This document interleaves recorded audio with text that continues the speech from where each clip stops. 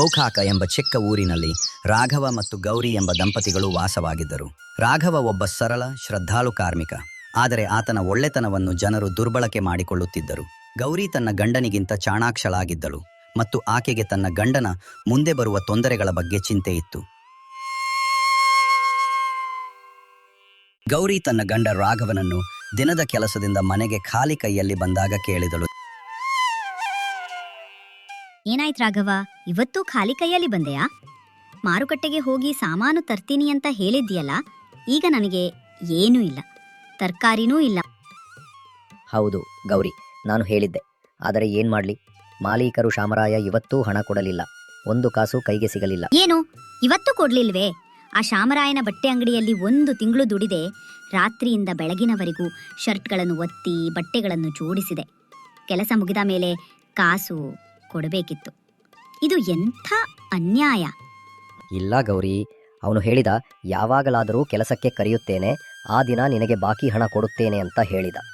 ಓಹೋ, ಶೀಘ್ರದಲ್ಲೇ ಕೊಡುತ್ತಾನ? ರಾಘವ, ನಿನಗೆ ಇದೇನೂ ಅರ್ಥವಾಗುವುದಿಲ್ಲವೇ?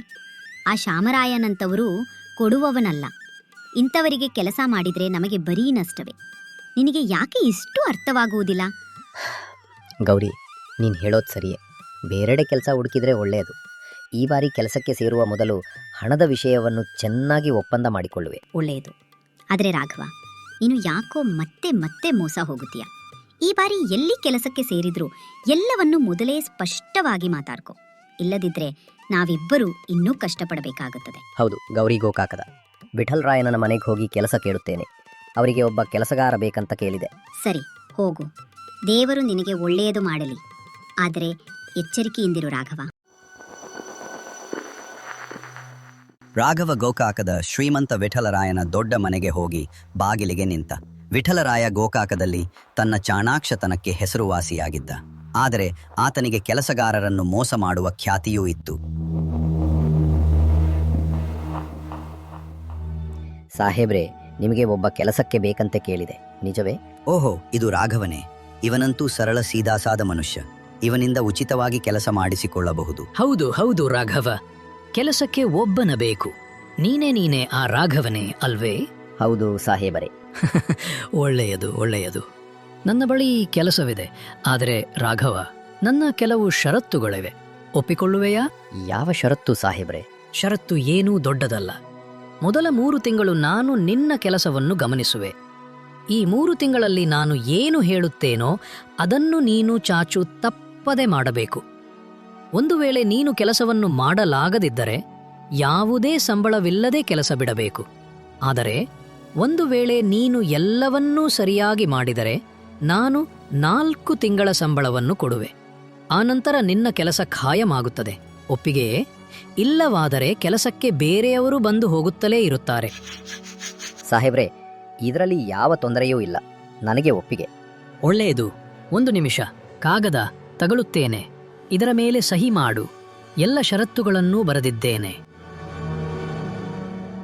ಕಾಗದವನ್ನು ಓದಿ ಸಹಿ ಮಾಡುತ್ತಾನೆ. ಸರಿ, ಈಗ ಸಹಿ ಮಾಡಿದೆ. ಒಳ್ಳೆಯದು. ನಾಳೆಯಿಂದ ಕೆಲಸಕ್ಕೆ ಬಾ, ಸರಿಯೇ? ಹೌದು ಸಾಹೇಬ್ರೆ, ತುಂಬಾ ಧನ್ಯವಾದ. ರಾಘವ ಮನೆಗೆ ವಾಪಸ್ ಬರುತ್ತಾನೆ. ಎಲ್ಲವೂ ಸರಿಯೇ? ಆದರೆ ರಾಘವ, ಈ ವಿಠಲರಾಯನ ಮಾತುಗಳು ನನಗೆ ಸ್ವಲ್ಪ ವಿಚಿತ್ರವಾಗಿ ಕಾಣುತ್ತಿವೆ. ಒಂದು ವೇಳೆ ಆತ ಏನಾದರೂ ಗಲಾಟೆ ಮಾಡಿದರೆ? ಇಲ್ಲ ಗೌರಿ, ನೀನು ಯಾಕೆ ಅನಗತ್ಯವಾಗಿ ಯೋಚಿಸುತ್ತೀಯ? ನಾನು ಪೂರ್ಣ ಶ್ರದ್ಧೆಯಿಂದ ಕೆಲಸ ಮಾಡುವೆ. ನನ್ನ ಕೆಲಸ ಖಾಯಂ ಆಗುತ್ತದೆ. ಆಗ ಎಲ್ಲವೂ ಸರಿ ಹೋಗುತ್ತದೆ. ಸರಿ, ಆಗ್ಲಿ. ಊಟ ತಟ್ಟೆಗೆ ಹಾಕುತ್ತಿದ್ದೇನೆ, ಬಂದು ತಿನ್ನು.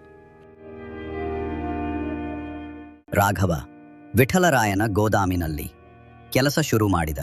ಗೋದಾಮಿನಿಂದ ಸಾಮಾನು ಜೋಡಿಸುವುದು, ಗಿಡಗಂಟಿಗಳನ್ನು ಸ್ವಚ್ಛಗೊಳಿಸುವುದು, ಮನೆಯ ಸುತ್ತಮುತ್ತಲಿನ ಕೆಲಸಗಳನ್ನು ಶ್ರದ್ಧೆಯಿಂದ ಮಾಡುತ್ತಿದ್ದ. 1 ತಿಂಗಳು ಕಳೆಯಿತು, 2 ತಿಂಗಳು ಕಳೆಯಿತು. ರಾಘವನ ಕೆಲಸವನ್ನು ನೋಡಿ ವಿಠಲರಾಯನಿಗೆ ತೃಪ್ತಿ ಇತ್ತು. ಆದರೆ ಆತನ ಮನಸ್ಸಿನಲ್ಲಿ ಬೇರೆಯದೇ ಯೋಜನೆ ಇತ್ತು. 3ನೇ ತಿಂಗಳಿನ ಕೊನೆಯ ದಿನಗಳಲ್ಲಿ ರಾಘವನಿಂದ ಒಂದು ಸಣ್ಣ ತಪ್ಪು ಆಯಿತು. ಗೋದಾಮಿನಲ್ಲಿ ಒಂದು ಚೀಲ ಸಾಮಾನು ಜಾರಿ ಬಿದ್ದಿತು. ಇದನ್ನು ಕಂಡ ವಿಠಲರಾಯ ತನ್ನೊಳಗೆ ಯೋಚಿಸಿದ, ಈ ರಾಘವ ತುಂಬಾ ಚೆನ್ನಾಗಿ ಕೆಲಸ ಮಾಡುತ್ತಾನಲ್ಲ, ಎಲ್ಲವನ್ನೂ ಚೆನ್ನಾಗಿ ಮಾಡುತ್ತಾನೆ. ಇದು ಒಳ್ಳೆಯದಾಗುತ್ತಿಲ್ಲ. 3 ತಿಂಗಳು ಮುಗಿದರೆ ನಾನು 4 ತಿಂಗಳ ಸಂಬಳ ಕೊಡಬೇಕಾಗುತ್ತದೆ. ಇಲ್ಲ, ಇದಕ್ಕೆ ಏನಾದರೂ ಮಾಡಬೇಕು. ಇವನನ್ನು 3 ತಿಂಗಳ ಮೊದಲೇ ಕೆಲಸ ಬಿಡಿಸಬೇಕು. ಈಗ ನನ್ನ ನಿಜವಾದ ಆಟ ಶುರುವಾಗುತ್ತದೆ. ರಾಘವ, ಏನಾಯ್ತು ಸಾಹೇಬ್ರೆ? ಗೋದಾಮಿನಲ್ಲಿ 50 ಗೋಣಿಚೀಲ ಆಲೂಗಡ್ಡೆ ಇವೆ.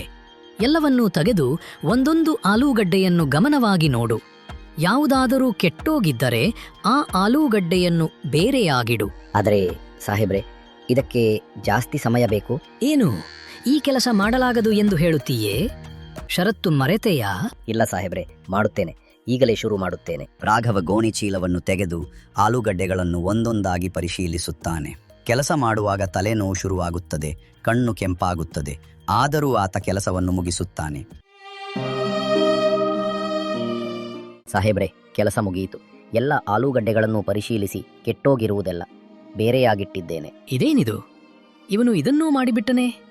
ಈಗ ಇವನಿಗೆ ಯಾರೂ ಮಾಡಲಾಗದ ಕೆಲಸವನ್ನು ಕೊಡಬೇಕು. ರಾಘವ್, ಅಡಿಗೆ ಮನೆಯಿಂದ ಒಂದು ಜಗ್ ಮತ್ತು ಒಂದು ಗ್ಲಾಸ್ ತಗೊಂಡ್ಬಾ. ರಾಘವ್. ತಂದೆ ಸಾಹೇಬರೆ. ರಾಘವ ಜಗ್ ಮತ್ತು ಗ್ಲಾಸ್ ತರುತ್ತಾನೆ. ಈಗ ಈ ಜಗ್ನಿಂದ ಗ್ಲಾಸ್ಗೆ ತುಂಬಿಸಿಕೊಡು. ಏನು ಸಾಹೇಬರೆ, ಜಗ್ನಿಂದ ಗ್ಲಾಸ್ಗೆ? ಇದು ಹೇಗೆ ಸಾಧ್ಯ? ಏನು, ಇದು ಮಾಡಲಾಗದು ಎಂದು ಹೇಳುತ್ತೀಯೇ? ಷರತ್ತಿನಂತೆ ಈಗ ನೀನು ಸಂಬಳವಿಲ್ಲದೆ ಕೆಲಸ ಬಿಡಬೇಕು. ದಯವಿಟ್ಟು ಸಾಹೇಬ್ರೆ, ಇಂತಹದ್ದು ಮಾಡಬೇಡಿ. ನನಗೆ ಒಂದು ಕೆಲಸ ಕೊಡಿ, ನಾನು ಮಾಡುತ್ತೇನೆ. ಇಲ್ಲ, ಇದೀಗ ಯಾವ ಕೆಲಸವೂ ಇಲ್ಲ. ಷರತ್ತಿನಂತೆ ನೀನು ಈಗಲೇ ಕೆಲಸ ಬಿಡಬೇಕು. ನೀನೇ ಕಾಗದಕ್ಕೆ ಸಹಿ ಮಾಡಿದೆಯಲ್ಲ.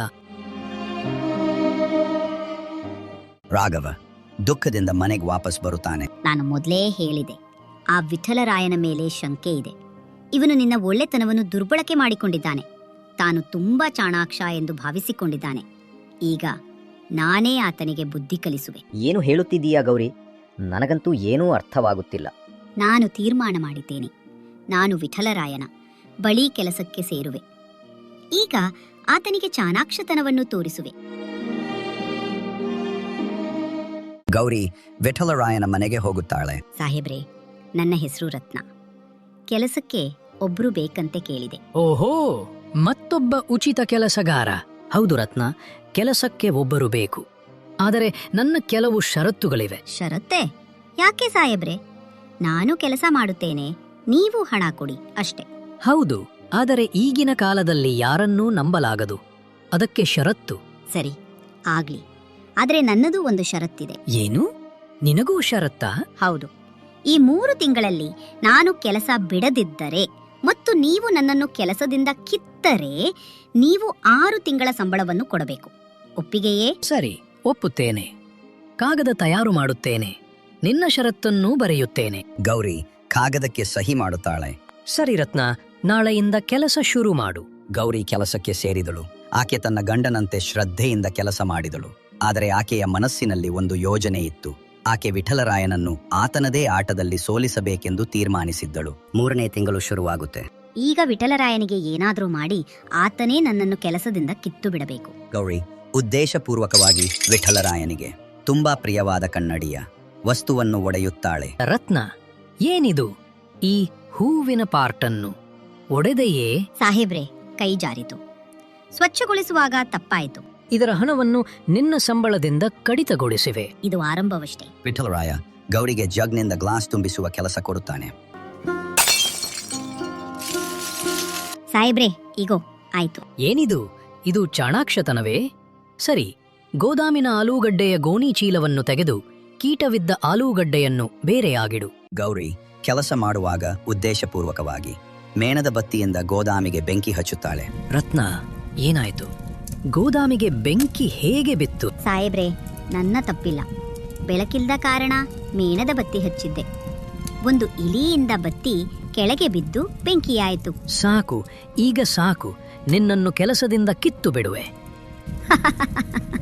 ಸರಿ, ಈಗ ನನ್ನ 6 ತಿಂಗಳು ಮತ್ತು ರಾಘವನ 3 ತಿಂಗಳು, ಒಟ್ಟು 9 ತಿಂಗಳ ಸಂಬಳ ಕೊಡಿ. ಏನು, 9 ತಿಂಗಳ? ನೀನು 3 ತಿಂಗಳು ಕೆಲಸ ಮಾಡಿದ್ದೀಯಾ? ಅಷ್ಟಕ್ಕೆ ಮಾತ್ರ ಕೊಡುವೆ. ಇಲ್ಲ ಸಾಹೇಬ್ರೆ, ನೀವೇ ಷರತ್ತಿಗೆ ಸಹಿ ಮಾಡಿದಿರಿ, ಇದು ತಿಳಿದೇ ಇದೆ. 1 ನಿಮಿಷ, ನಿನಗೆ ರಾಘವ ಗೊತ್ತಾ? ನಾನು ಗೌರಿ, ರಾಘವನ ಪತ್ನಿ. ಈಗ ನೀವು ಸರಿಯಾಗಿ ಹಣ ಕೊಡದಿದ್ದರೆ ಗೋಕಾಕದ ಊರಿನಲ್ಲಿ ನಿಮ್ಮ ಮೋಸದ ಕಥೆಯನ್ನು ಹೇಳಿಬಿಡುವೆ. ಕ್ಷಮೆ ಕೇಳುತ್ತೇನೆ ಗೌರಿ, ನನ್ನಿಂದ ದೊಡ್ಡ ತಪ್ಪಾಯಿತು. ಈಗಲೇ ನಿಮ್ಮಿಬ್ಬರ ಸಂಬಳವನ್ನೂ ಕೊಡುತ್ತೇನೆ. ಇನ್ನೆಂದೂ ಯಾರನ್ನೂ ಮೋಸ ಮಾಡುವುದಿಲ್ಲ. ಸರಿ, ಆದರೆ ಒಂದು ವಿಷಯ ಗಮನದಲ್ಲಿಡಿ ವಿಠಲರಾಯ. ಮೋಸ ಮಾಡುವುದಕ್ಕಿಂತ ಯಾರಿಗಾದರೂ ಸಹಾಯ ಮಾಡುವುದು ಒಳ್ಳೆಯದು. ಇದನ್ನು ಎಷ್ಟು ಬೇಗ ಕಲಿತೀರೋ ಅಷ್ಟು ನಿಮಗೆ ಒಳ್ಳೆಯದು. ಗೌರಿಯ ಚಾಣಾಕ್ಷತನದಿಂದ ವಿಠಲರಾಯನಿಗೆ ತನ್ನ ತಪ್ಪಿನ ಅರಿವಾಯಿತು.